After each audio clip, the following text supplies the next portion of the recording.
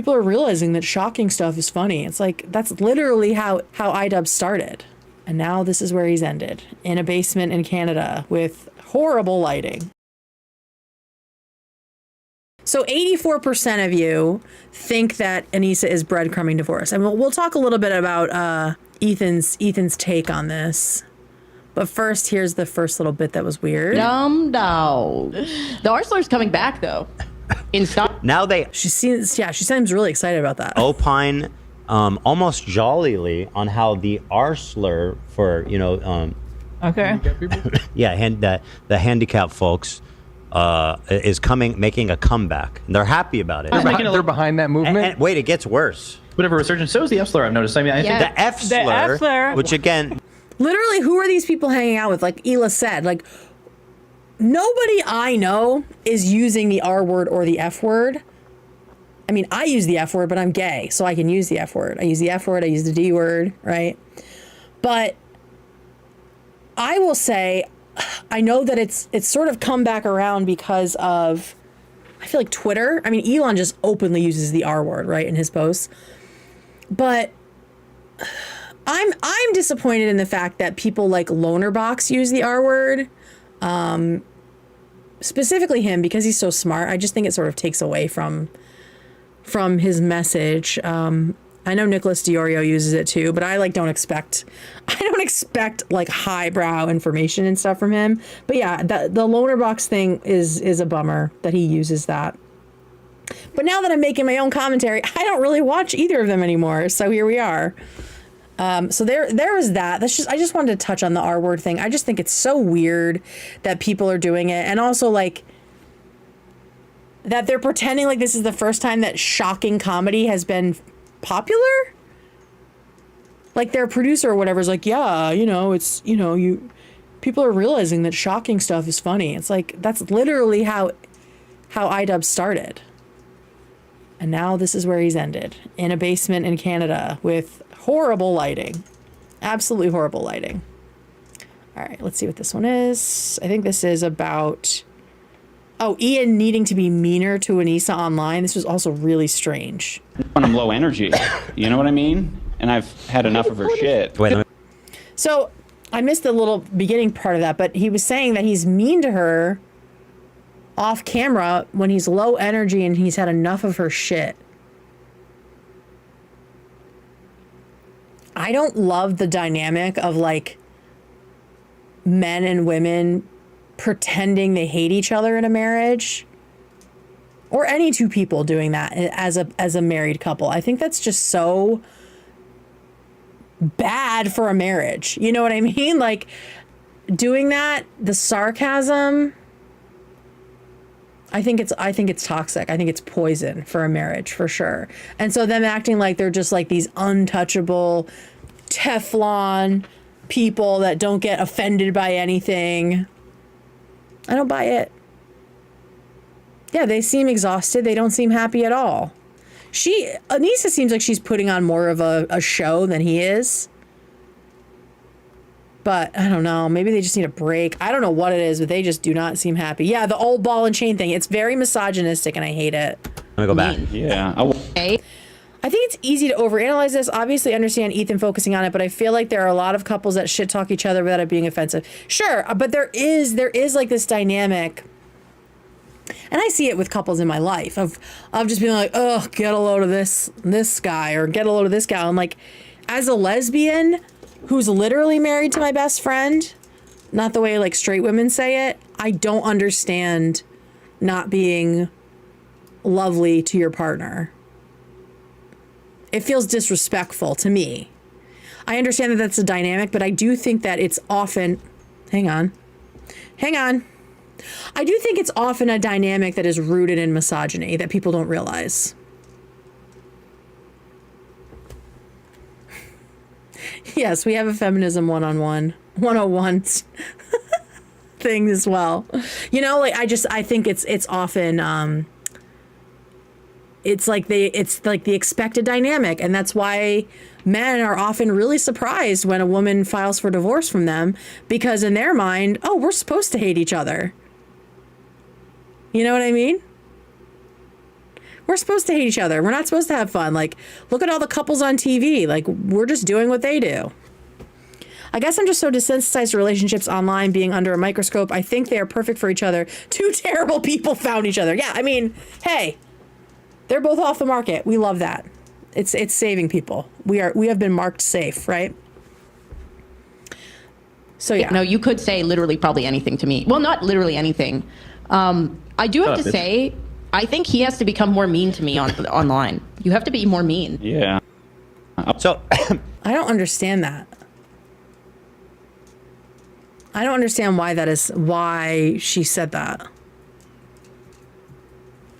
And I hate using the term pick me, but it gives pick me vibes. Like, God, you pussy. I'm not like other girls. Be mean to me on camera. Like, I don't understand that. There's a lot of truth to sons doing what they saw their dad do to their mom. Exactly. No one needs to be more mean in any circumstance. I agree. So yeah, I just thought that was kind of weird. But then we get into Ethan's, I'll call it a parasocial take, right? Where he really drills down about what's coming. She's saying, I think she's trying to appear to be encouraging him. He's be like, oh, you should be yourself, and you can do more banter with me. Like, that's the aesthetic of what she's trying to say. What she's clearly and slyly saying is that you pretend to be nice to me on camera. You put on a show as if you're a loving husband, but at home you treat me horribly, and it's miserable, and I'm miserable, and people have no idea how badly you treat me at home. I don't know if I agree with all of that subtext. Yeah, maybe there's a humiliation T. I mean, a humiliation kink. I saw someone say T. Oh, thank you, confirmation bias. I don't know if I should be flattered or offended that someone named confirmation bias just subbed. Is it parasocial if he knows him in real life, though? I mean, he doesn't know him anymore. I mean, I'm saying parasocial kind of like in a tongue-in-cheek way. But I don't know. I don't know if I kind of don't think that Anisa is as calculating as he's giving her credit for. I think she lacks self-awareness and often doesn't know what's coming out of her mouth. That's how she reads to me.